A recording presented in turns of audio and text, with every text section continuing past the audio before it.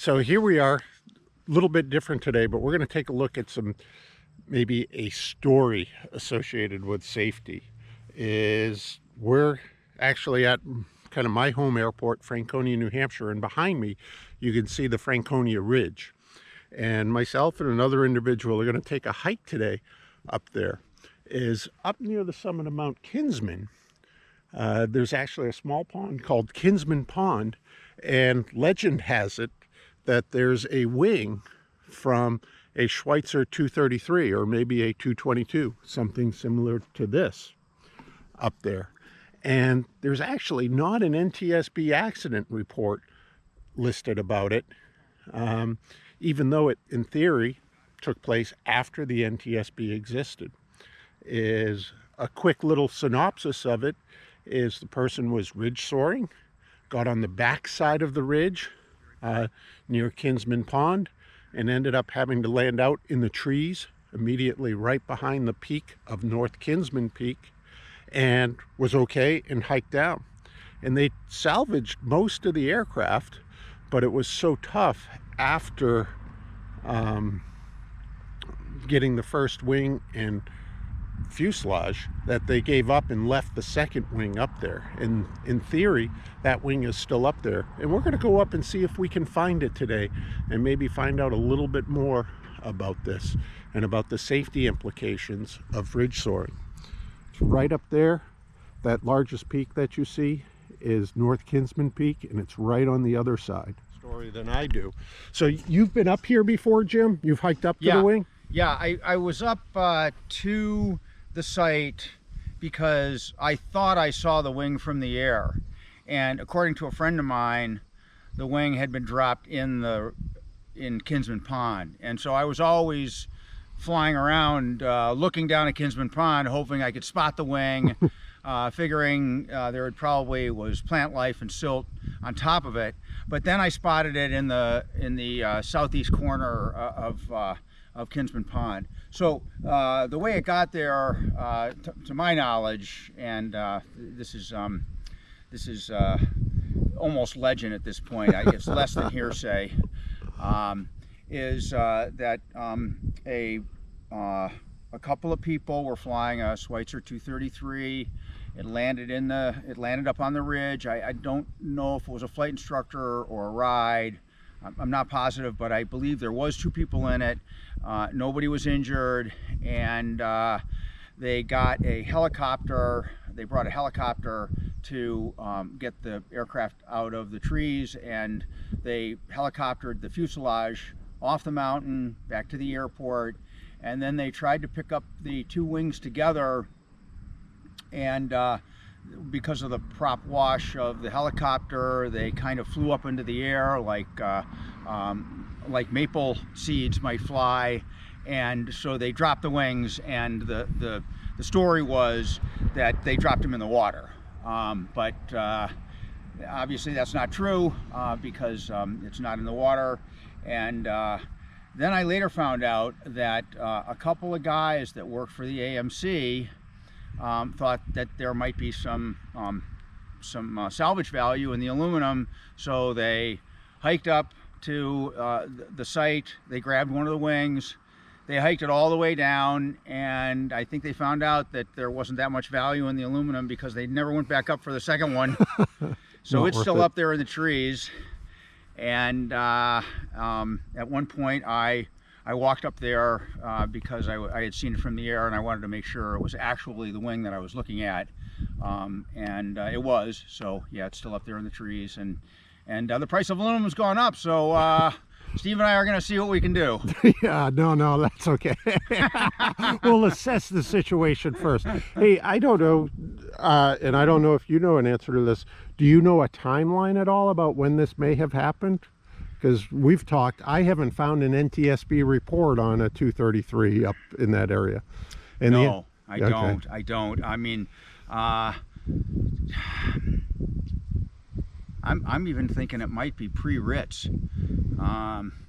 So, and he was around for a long time, but I think that operation started in the 70s.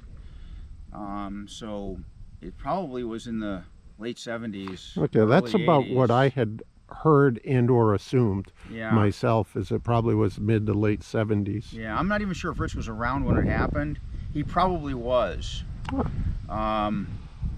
So we should ask him maybe. Yeah. Well, today's one of those days, right? If we had the opportunity, we'd probably be flying up on the ridge today. Yep. And where Kinsman Pond is on the back side, and you know, not the place that you want to be, especially in a 233. So completely understand how someone, if they got on the back side of the ridge, could find themselves in dire situations very, very quickly. As you look at the peak of Mount Kinsman, if you go just a little bit to the east, which is off to the left here, you'll see a little knob right over the windsock, and Kinsman Pond is right over on the other side of that little knob off of the peak of North Kinsman. So why don't we go ahead, let's go out for the hike.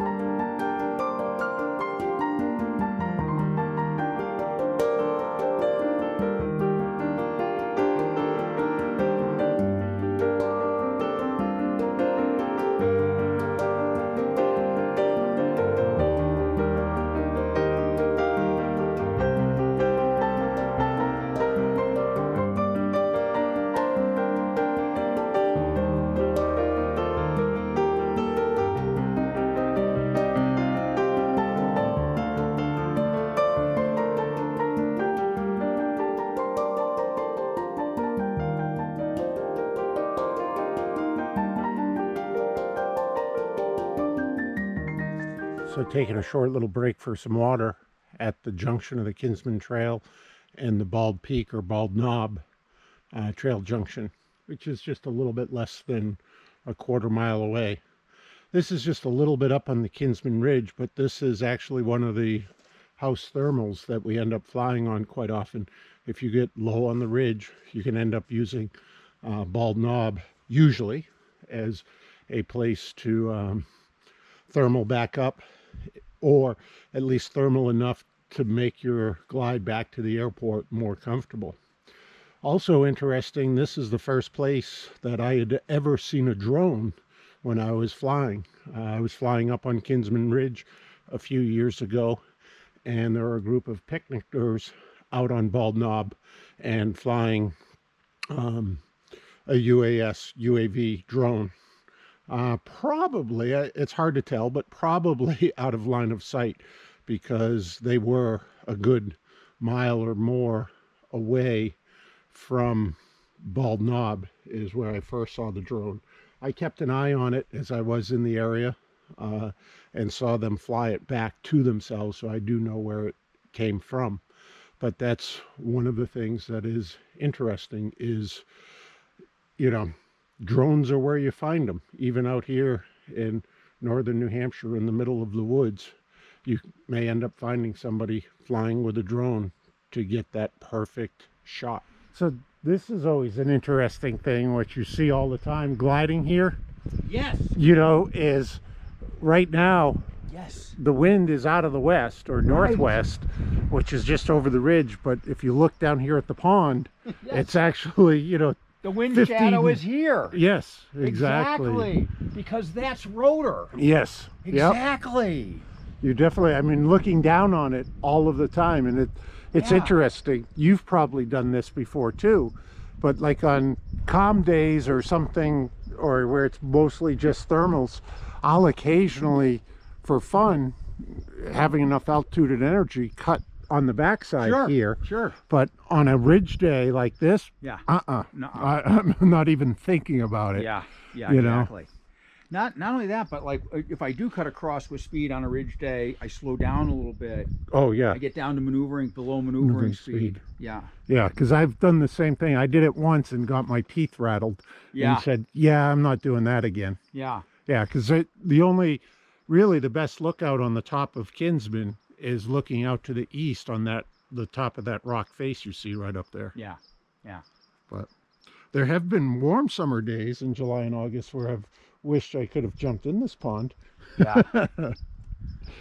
So the reason why I thought maybe you know, I couldn't see the wing is because it got that Iron or whatever. that moss or mold on top yeah. of it, so that you wouldn't be able to see it. Because I was looking down in the pond for the wing, and that's when I saw that white spot over there, and I'm like, geez, I wonder if that's the wing.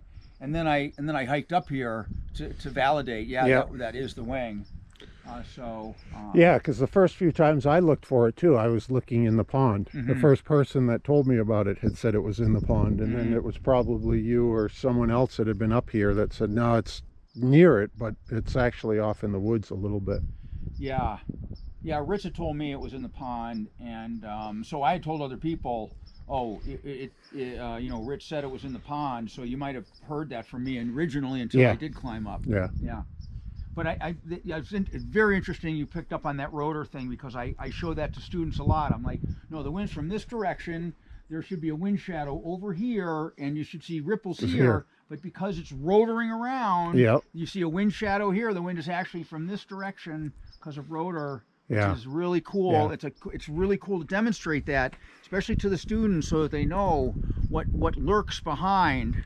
And imagine what the what the sink is right over this spot here. Exactly. That would be huge. Actually, when I was a hang glider, I don't know if you'd see it, but there it is up there. I actually made the error, walked right by it, and got to the point where I've walked to it from the trail and realized that I had walked by it, so I had to backtrack about 20 feet or so. But you can see the wing root tucked right in the trees up there. And I'm going to go ahead and get a little bit better access. Approaching it from the southeast side tends to work better, it does appear, than coming in from the north side, just because of all the vegetation around it. So this gives you an idea too of how difficult it is, you know, with survivability aspects. As if you ever did get into an airplane accident and ended up deep in the woods, how challenging it is to find it, and also how difficult it can be for rescuers to get to you. You know, this is what, 25 yards, if that, off the trail, and it's almost impossible to see unless you specifically know that it is there. You know, it is not an easy location, and that always is the case with most accidents that could be difficult or, you know, horrific in nature. It is not easy to get to. So approaching it, you can see it right there in the trees. I'm going to circle up onto the uphill side of it. That's where you can pretty much get access to it or see it better. It is the wing of a 233. Check that out. In relation to it, we even jokingly said, you know, are there any salvageable parts or anything? It actually does look like, if you look right down here, you can see where the dive brakes were, spoilers were, is somebody did cut those off, so they may have used it. This is the wing root, again right down here. You can see the attachment points, control rods for spoilers, the trailing edge of the wing with it. I can't remember. I have to take a look. It is difficult to get around in here. This is the underside of the wing, or the upper side of it. I come around. Yeah, we're looking at the bottom side now. You can see the spoiler slot. You can see the wing strut attachment point there. The wing root going out towards the wing tip. You can see the access panel over there for the bell crank for the aileron. The aileron is gone. The blue stripe that you see on there is somebody used the trail marking paint. The trail heading up here is marked by blue, and somebody had marked it. It's not from the glider itself, but white wing. And I don't remember, that would be interesting if anybody does know, but what color the fuselage of the glider was too. You can see, I don't know how well it will show up, but a hole punctured in it. You can look down in the wing, you know, on each side. See the control rod here for the spoilers in the wing. You can see the aileron up here.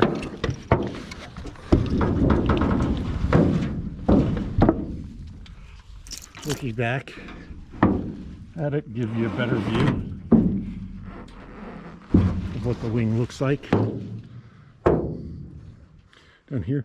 And you can see it's really almost just too thick to get in there by the wing tip.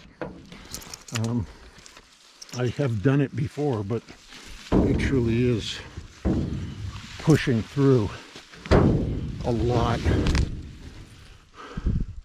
of bushes. And you see I'm just 2 feet from it, and how well it is or can be hidden by the trees. Actually, the way it is set up now, many times, you know, you can see it from up off of the summit of Mount Kinsman. Up there through the woods you can see Kinsman Pond.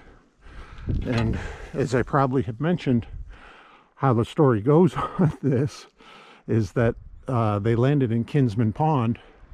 The fuselage was helicoptered out. They came back to helicopter out the two wings and had them on a sling load, and they started rotating, you know, aerodynamically spinning. So the helicopter dropped them in the woods here. And then a couple local younger guys decided, hey, this might be worth some money, and came up and got one wing and brought it down. And when they got it down, realized it was not worth the effort. So this wing has remained up here ever since. Don't know if it also was mentioned, but since the first time I came up here and recorded, is Wright Brothers master pilot that I know and fly with occasionally, worked here as a teenager, and he remembered when the accident did occur, and it was a scenic ride. He, from what he recalls, with a fairly newer instructor slash commercial pilot who didn't know better and got themselves trapped over here, and thankfully everyone kind of walked away. But the story goes that the person getting the ride actually had a prosthetic leg, and in the 233, to keep it from interfering with the controls and stuff, had left it with either their family or friends down at the airport. And then they ended up doing this, and they ended up staying in the hut here at the Kinsman Pond overnight while someone hiked the prosthetic leg up for the person getting the ride, so that they could hike back down first thing the next morning. So, you know, it's one of those things you never think about, but, you know, the implications of being pilot in command and what all of those factors are, you know, is as a commercial pilot, you have really the same duties and responsibilities that an airline captain has, probably in civil law, you know, for the treatment of your passengers. And that may, you know, there are circumstances where that extends out and beyond the aircraft, probably as it did here in this case. So we'll try to get another good little peek at the wing. Yeah, a little bit here. It just really is hard to see. You know, in the summertime too, it is easier to see. We're just about 1 month from the winter solstice, so the angle of the sun is pretty weak. It's noontime, right on the money right now here in the Eastern time zone in November. And you can see the sun is, you know, fairly shallow angle in relation to it. So very interesting story with this. Yeah, so you can see the rocky outcropping down there, and then what looks like maybe 50 yards off the shore, Yeah. almost due east from that point. Yeah. You can see the wing out there.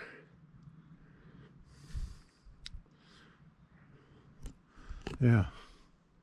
And that's, you know, you can see how steep it is, how the air would just roll off of this. We don't have any clouds coming over the top today, but you definitely can see it, and you can see the calmness of the pond, even though on the east side, even though it's a strong west or breezy westerly wind today. Yeah, exactly.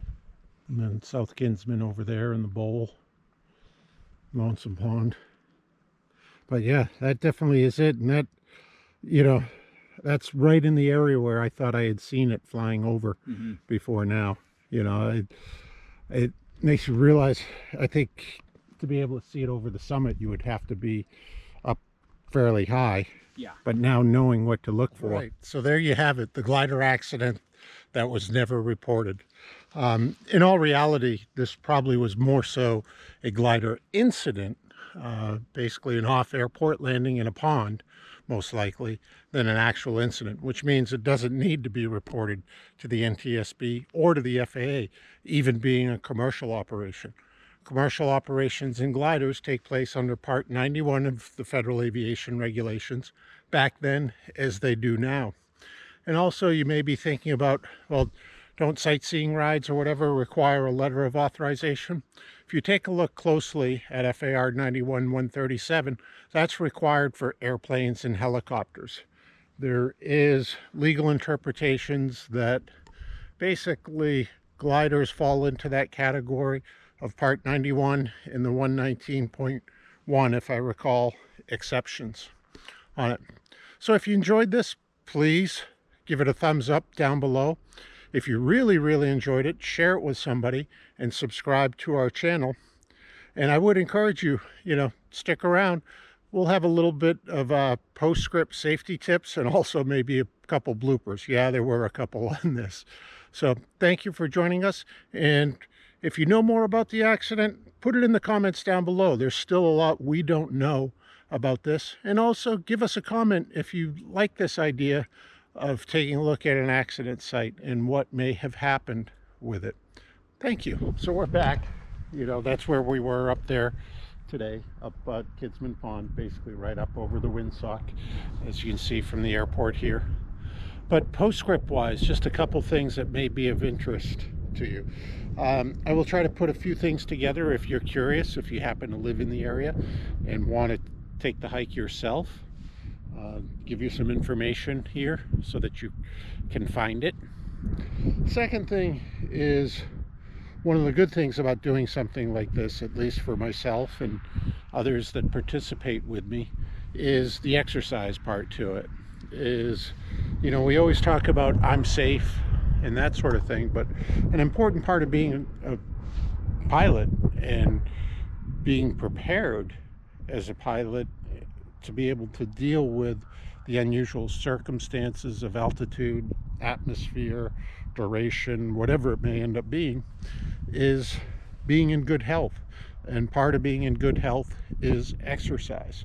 We don't talk about it specifically in the I'm safe, but regular exercise can definitely help you stay healthier.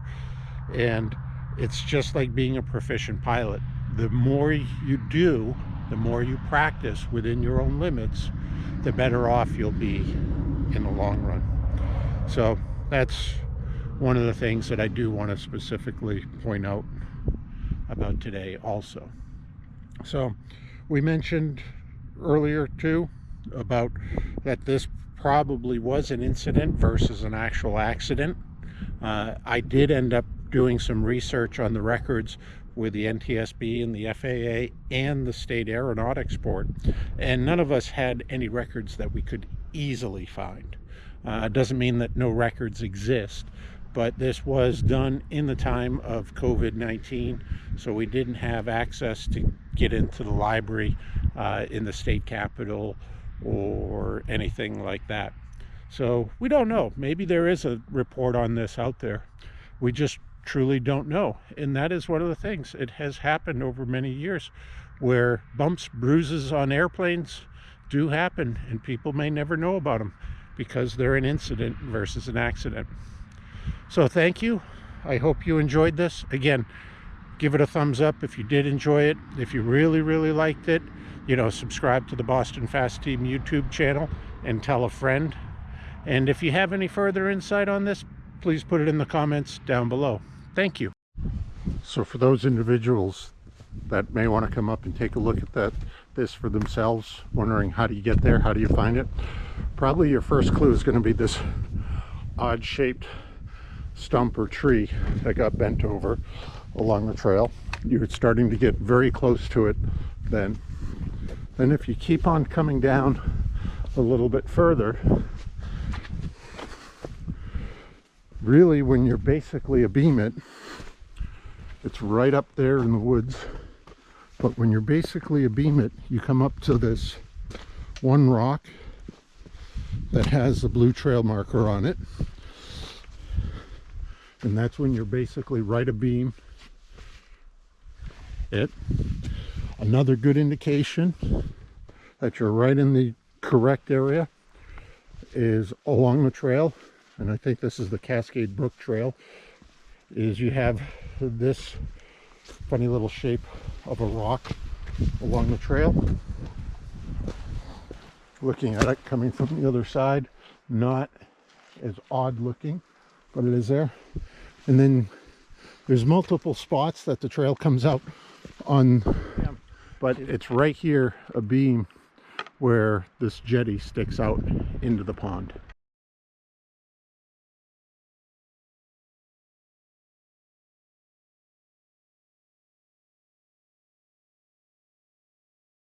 Kinsman pond.